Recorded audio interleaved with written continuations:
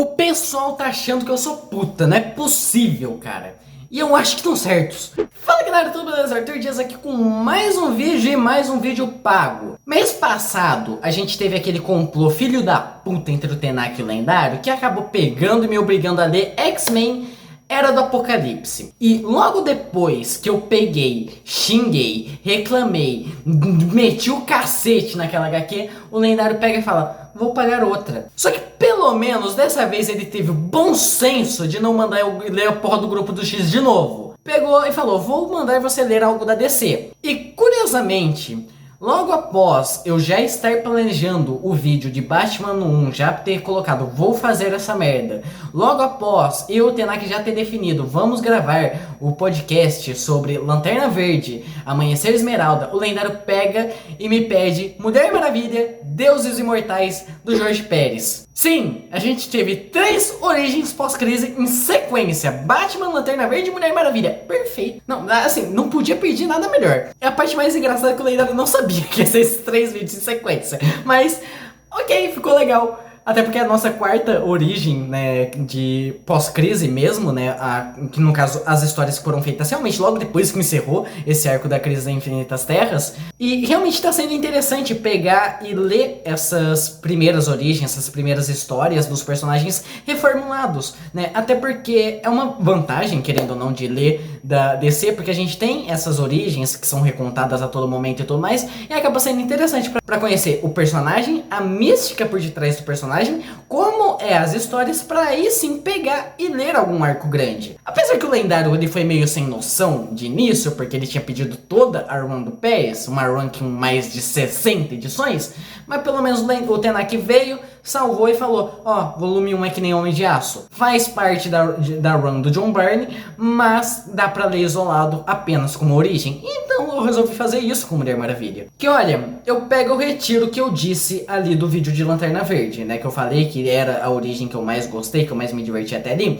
Eu acho que o posto fica pra Mulher Maravilha. Eu realmente gostei muito dessa origem, apesar de eu ter ali meus problemas com ela, mas nenhum desses problemas eu sinto que é necessariamente a história, mas sim a época. Mas a gente já chega lá. Mas essa questão, a origem da Mulher Maravilha é uma origem que ela é tão bem aceita, né? Ela é tão aclamada, essa história escrita pelo Jorge Pérez, que ela é uma origem que, assim como o Batman, ela não foi recontada depois. Não foi que nem o Superman e o Lanterna Verde, que pegou e teve outra versão da origem dele, né, com mais detalhe, ou retconando um monte de coisa. Mulher Maravilha ficou apenas com essa origem até chegar ao Novo 52, que foi o reboot do universo. Porque aí a gente teve Mulher Maravilha Sangue, que inclusive foi relançado recentemente pela DC dentro da coleção Grandes Heróis DC, os Novos 52. Que eu não tenho essa edição da Mulher Maravilha, mas eu tenho uma edição perdida aqui da coleção, que é a primeira do Batman Corte das Corujas. Mas o do Mulher Maravilha já saiu, você encontra por um preço de R$30 a preço de capa. Barato até. Mas voltando à origem do Pérez, realmente eu acho que essa é a que eu mais gostei, porque de todas as origens que eu peguei e li até agora, essa é a mais redondinha. Essa é a que eu mais pego e olho, opa, eu não tô sentindo falta de muita coisa e não teve tanta coisa assim que atrapalhou a minha experiência com a história. Batman 1 eu acho incrivelmente bem escrito, mas eu não gosto da forma como a história é narrada, da forma como a história é contada, é um negócio que me dispersa e não consegue me apetecer muito. Lanterna Verde tem a questão ali do personagem, que eu acho simplesmente detestável e muita coisinha inútil ali no decorrer do arco, apesar de ter sido a que eu mais gostei, muito por conta da mitologia dos Lanternas Verdes. E Superman tem aquela questão de saltos de tempo muito grande, que me faz pensar que, caralho, tá faltando coisa nessa HQ. Agora, Mulher Maravilha é um negócio que chega a ser assustador, porque a história tem muita coisa, mas assim, tem coisa pra caralho pra abordar da personagem, da lore da personagem e de questão de mitologia grega, que ainda tem esse tiro no pé que Mulher Maravilha acaba tendo, porque você precisa ter, querendo ou não, uma pequena bagagem de mitologia grega pra entender algumas pequenas coisas. saber qual deus é do que, né, por que fulano tá com fulano, apesar que dá algumas breves explicações, mas é bom saber pelo menos quem é quem. Mas acaba que essas três coisas combinadas, a origem da personagem, a lore da personagem e essa questão de mitologia grega, faz essa HQ ser carregada até dizer chega. Se bobear, essa origem da Mulher Maravilha tem mais texto do que ano 1 inteiro. Tá certo que é uma competição injusta porque tem quase o dobro de capítulos, mas mesmo assim, cara, 2 edições de Mulher Maravilha parecia que era o tempo do ter lido ano 1. Só que diferente de ano 1, que tinha muito texto, tinha muito monólogo, que eu pegava e falava, caralho, que porra inútil, velho, tomar no cu. Em Mulher Maravilha, eu acho extremamente obrigatório, porque é realmente muita tralha acontecendo, uma atrás da outra. Isso que eu acho que mesmo com essa quantidade desgraçada de texto, a HQ consegue até ser rushada em alguns momentos. Vocês têm noção de como isso é absurdo? Tinha um momento que eu pegava e falava, caralho, eu acho que devia demorar mais. Isso é insano. Mas pra mim isso só mostra como essa origem da Mulher Maravilha, como a forma como escreveram essa história, consegue ser rica. É só ver que, por exemplo, o primeiro capítulo inteiro da história, a gente praticamente não tem a presença da Diana. A gente não tem presença da Mulher Maravilha mesmo. É tudo para tratar a origem de Themyscira, a origem das Amazonas, e é tudo muito focado ali na mãe da Mulher Maravilha e nos deuses. Deuses que, por sinal, tem muita presença dentro dessa HQ, algo que me surpreendeu, visto que eu conhecia a Mulher Maravilha, mas do desenho e dos filmes. E, por exemplo, nos filmes a gente não vê essa presença dos deuses. E aqui são figuras importantíssimas. Logo, as primeiras páginas da HQ, o que a gente vê? Uma reunião de todos os deuses debatendo sobre criar ou não as Amazonas, criar essa raça para defender a humanidade em nome dos deuses e como cada um ali reage a questão a isso. Zeus se mostra indiferente, muitas deusas ali pegam e apoiam essa iniciativa da Atena e da Artemis. Ares vê isso como quase uma afronta, um absurdo estarem fazendo aquilo, que era só uma forma ali das deusas impedirem de ele tomar o poder mais rápido, e que mesmo isso ficando muito em aberto, ninguém decidindo nada, elas pegam e falam, não, vamos fazer essa porra. E aí a gente vê todo esse processo, né, os deuses que se aliaram para criar as Amazonas, né, que foi Artemis, foi Atena, Afrodite, a mulher do Hades e o Hermes. O Hermes tá perdido no meio do monte de mulher, né? Mas mostra essa questão, essa aliança entre esses deuses pra pegar e falar, vamos criar essa raça de Amazonas que vão trazer paz, vão trazer prosperidade, vão passar realmente os ensinamentos dos deuses, né? Vão acalmar essa questão da humanidade que tá só guerreando, tá só botando fogo e dando cada vez mais poder pro filho da puta do Ares. E mostra como tudo isso vai dando errado. Como o Ares consegue pegar e corromper a imagem das Amazonas, como consegue pegar e colocar o Hércules, que estava ali durante as missões dele para se tornar um deus e tudo mais, né? Coloca ele também contra as Amazonas. Aí, inclusive, vem a parte que me incomoda um tanto, mas daqui a pouco eu falo, daqui a pouco eu reclamo dessa porra, né? Mas aí pega, tem essa guerra ali entre as Amazonas e o exército do Hércules, né? As Amazonas falham nesse propósito, acabam se entregando para essa questão de vingança, né? Porque o Hércules dizimou e violou as Amazonas. Ai, que ódio. E aí elas são banidas para a Ilha Paraíso, né? Para Themyscira, a nova Themyscira no caso, onde elas vão ter que ficar como carcereiras de demônios que estão presos naquela ilha, né? E aí vem também a aliança de Poseidon, vem a aliança de outros deuses para colocar as Amazonas nessa ilha. E anos depois surge a figura da Diana, uma última alma amazona que ficou presa ali quando reviveram todas aquelas mulheres para compor essa nova raça, que era a filha da rainha que morreu quando estava grávida. E agora esse bebê que ela estava gerando antes de morrer viria a nascer, né? Que é a parte ali que é até citado na questão dos filmes e tudo mais, que a Diana pega e fala que ela foi esculpida do barro, e a gente vê essa cena, né, da rainha indo a uma parte isolada da ilha, esculpindo o bebê ali, aí vem a alma com a bênção de todos aqueles deuses, né, que dão poder a essa figura. A sabedoria de Atena, a habilidade de caça de Artemis, a velocidade de Hermes. O Hermes, eu acho que ele tá perdido ali só porque a mulher precisava de super força, velocidade e voar. Era o único deus ali que tinha livre pra dessas características pra ela, porque o Hermes tá perdidaço nesse negócio. E olha que ele é o deus mais importante da HQ inteira. Se tem um deus que pega e ajuda a Diana, é o Hermes. O Hermes é um guia pra Diana por, assim, metade da HQ. O resto nem aparece, o resto fica ali debatendo. Gente, o Ares tá fudendo a gente, né? Caralho, vai lá, Diana. Você consegue, Diana? O Hermes não, o Hermes pega, vai, ajuda, guia, orienta, informa, fala, ó, vai pra cá, vem pra cá, faz isso, faz aquilo. O Hermes realmente pega, consegue ser pelo menos uma bússola, o resto nem isso, o resto fica dele, apoio moral.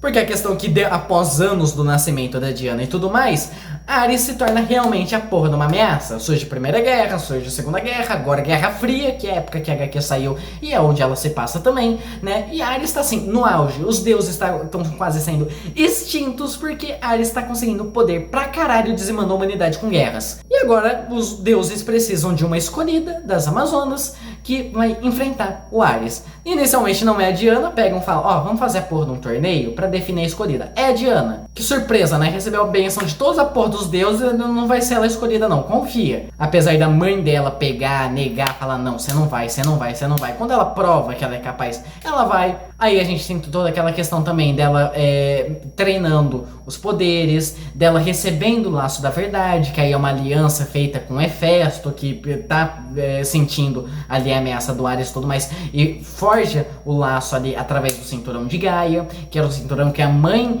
da Diana utilizava quando o Temícera foi fundada. Então olha, tem muito detalhezinho que é extremamente legal, é extremamente bacana, e mesmo quando pega e sai dessa questão mitológica, dessa questão de Temícera e tudo mais, ainda é muito interessante, porque a gente tem ali a figura do Steve Trevor, né, que é um piloto ali que recebeu uma ordem de uma missão de exploração para testar um caça e tudo mais, e ele cai em Temícera, né, e aí entra a questão, né, os deuses mandam a Diana para salvar ele, né, fala que os destinos dos dois vão estar entrelaçados, que ele é peça fundamental para derrotar o Ares, e vão pro mundo real, o mundo do patriarcado, como acabam chamando, onde aí realmente vai ser uma jornada da Diana tentando conhecer aquele mundo, enquanto tenta achar onde o Ares pode estar, onde ele está manipulando ou não, procurar por alguns artefatos que podem levar ela até o Ares, né, principalmente um talismã ali de duas faces, e encontrar aliados, né. Dentro desses aliados a gente tem a Eta, que é a tenente que apoia o Steve Trevor, a gente tem a Júlia, que é uma professora ali que totalmente dedicada a essa questão de mitologia grega e tudo mais, e ajuda a Diana, inclusive ensina para ela a língua atual, ensina para ela o inglês. A gente tem o próprio Steve Trevor, que vem eventualmente a se tornar o par romântico da Diana, apesar que é algo que ainda não é tão abordado dentro dessa HQ em específico. Então acaba que ela tem uma vibe que ela é muito legalzinha, apesar de carregado e tudo mais, ela é bem legal, ela é bem divertida, porque parece realmente uma HQ de aventura, né? Você vê a jornada dessa personagem para impedir essa ameaça de Ares. Inclusive, a arte do Jorge Pérez, ele dá um clima pra HQ que eu acho muito legal também, misturado com essa questão toda de mitologia grega e tudo mais, porque me lembra muito desenhos da época. Eu não sei, parece quando eu tô vendo alguns quadros ali, quando eu tô lendo essa HQ, eu tenho uma sensação como se eu tivesse, sei lá, vendo o desenho do He-Man, dos Thundercats. Ainda mais quando entra os capangas do Ares mesmo, né? Os filhos dele com a Afrodite. E é muito uma vibe tipo Mun-Ra, né? O esqueleto, né? Aqueles bichos esquisitos que seguem os dois, né?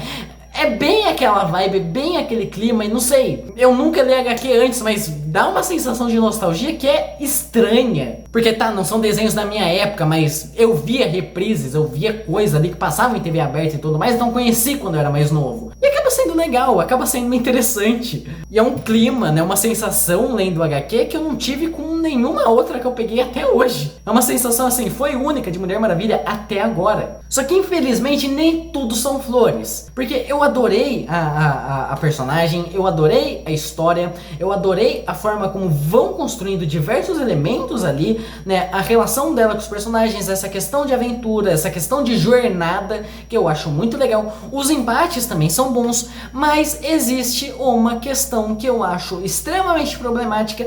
Não sei se dá pra julgar tanto a HQ por conta desse detalhe, mas é algo que você pega e pelo menos me incomoda. Mas infelizmente é o caso que tem que pegar, tentar relevar, tentar fingir que aquilo não existe porque é uma HQ dos anos 80. Por mais que seja uma HQ com protagonista feminina, por mais que seja uma HQ que fala de empoderamento feminino, sobre o destaque da mulher, né, de alguma forma na sociedade. Eu falo da sociedade, mas a Mulher Maravilha tá meio perdida na sociedade, mas é empoderamento feminino, só que ainda assim é uma HQ extremamente machista. A parte do Hércules, que eu tava me segurando ali atrás, me incomoda pra caralho essa parte. Assim, foi um trecho que eu li, eu peguei, eu queria fechar a HQ, falar não vou fazer esse vídeo, é isso, tchau galera, fui. E ela tá perdendo pra caramba, porque a HQ é boa, mas incomoda. Por mais que não seja algo graficamente explícito, tá ali claro o que aconteceu. Você pega, você tem a batalha ali do Hércules contra a rainha de Temícera, todo mundo festejando, e quando tá todo mundo vulnerável ali, o exército do Hércules pega,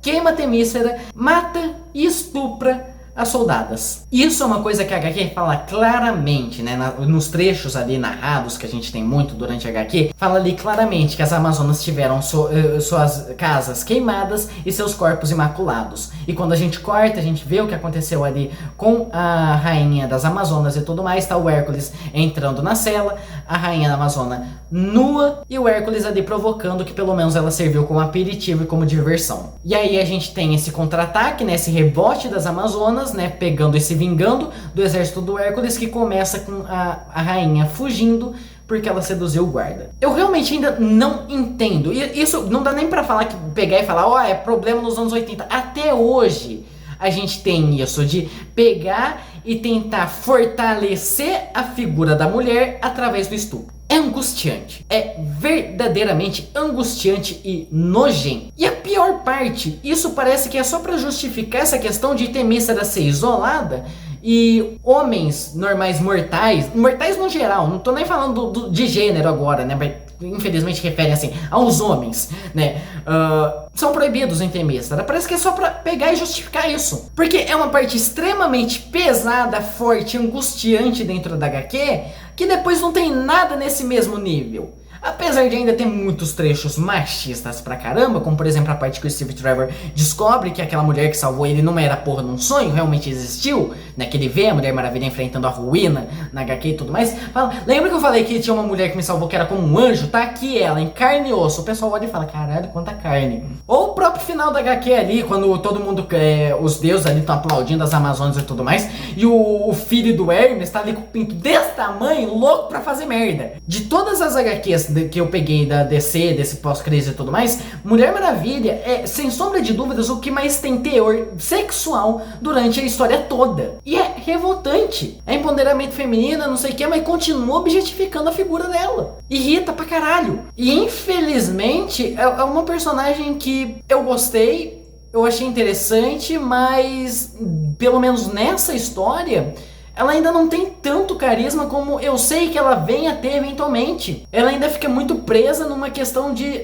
é um rostinho bonito. A gente ainda tem as morais, a gente ainda tem os ideais e tudo mais, mas eu não sinto realmente esse carisma que a personagem tem em outras histórias. Como ela tem no desenho da Liga, como ela tem no filme dela, como ela tem até no filme da Liga da Justiça. E sem dúvida, pra mim isso é a coisa que mais pega e incomoda durante a história toda. E a parte triste é que por mais que, sim, eu tô reclamando e não sei o que, mas puta que pariu, é época, cara. É um inferno isso de época. Envelheceu mal pra caralho, mas fazer o que? Você tem que pegar e relevar. Porque na época que essa merda saiu, infelizmente isso era o normal. Mas eu acho que é só isso que eu pego e reclamo de Mulher Maravilha, Deus Imortais. Eu gosto muito, realmente, de praticamente tudo que se segue daí. Os personagens humanos ali que acompanham a Mulher Maravilha, eu acho que poderiam ser um pouco melhor aproveitados. Acho. A Júlia ali tem a sua importância, né? Decifrando ali a questão do amuleto, né? Descobrindo o que tava ali, né? Descobrindo a questão da marca do Abutre e tudo mais, que também referenciava a questão das bases nucleares ali, que era o plano do Ares, né? Criar uma terceira guerra mundial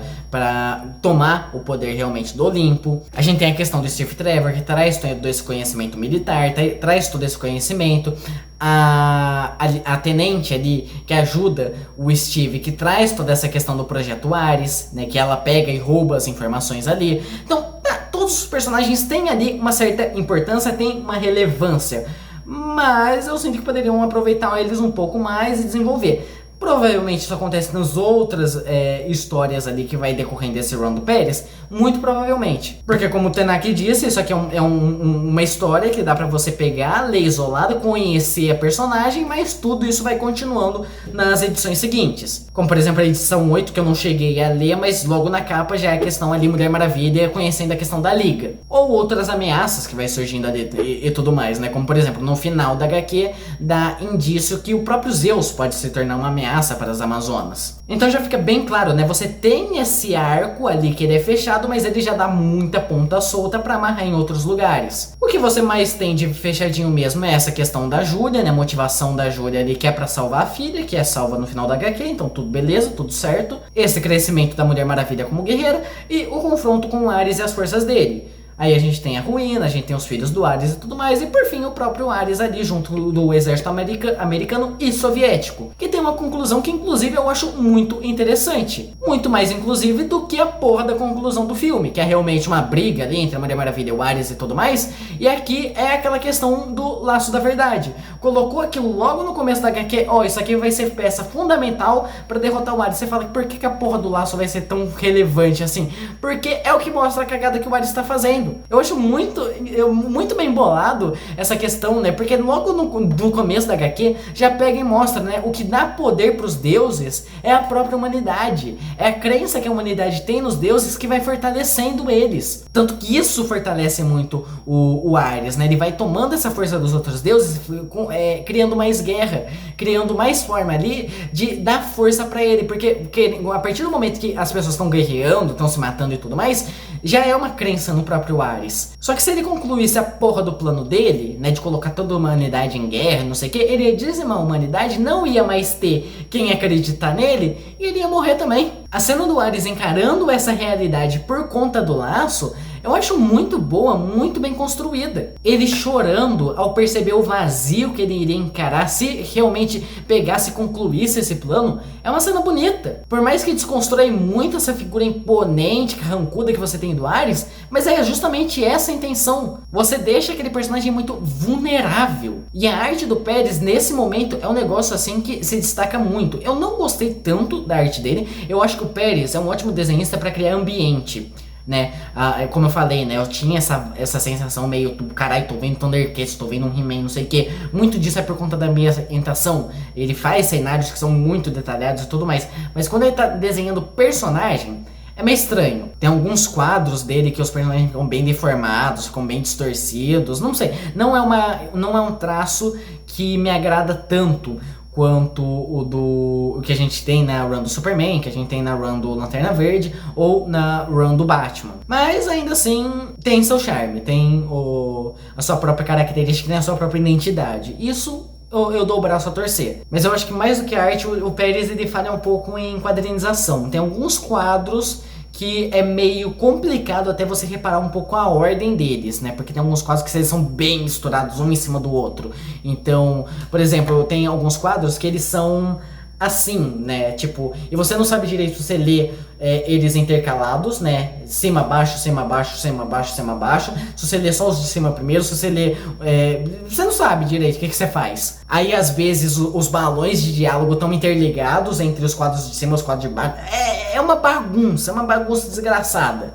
Então, em quadrinização, eu acho que o Pérez realmente dá uma pecada, mais do que na arte, inclusive. Mas eu já li coisa muito pior. O próprio Era de Apocalipse, né? Aquilo é um caos incompleto. Mas apesar de tudo isso, eu acho que a história ainda compensa. Assim, não é bem uma obra-prima, não é a melhor história que eu já li da DC e tudo mais, até porque é uma história de origem, né? Ela perde muito, é uma história bem lenta e tudo mais, pra pegar, explicar, mostrar como funciona. Mas eu acho que nessa questão de apresentação, foi a mais redondinha que eu peguei. Como eu disse, o que eu sinto incômodo é que parece que não explora tão bem algumas coisas, mas que podem ser exploradas eventualmente. Você não precisa pegar e trabalhar tudo em 7 edições, porque o filho da puta escreveu mais de 60. Então, opa, caralho, eu acho que a Mulher Maravilha podia ser melhor aproveitada, podia ser melhor desenvolvida. Caralho, tem mais 50 e poucas edições pra explorar ela. Então, tá tranquilo. A relação dela com o Steve Trevor, não sei o que, não teve nem disso direito.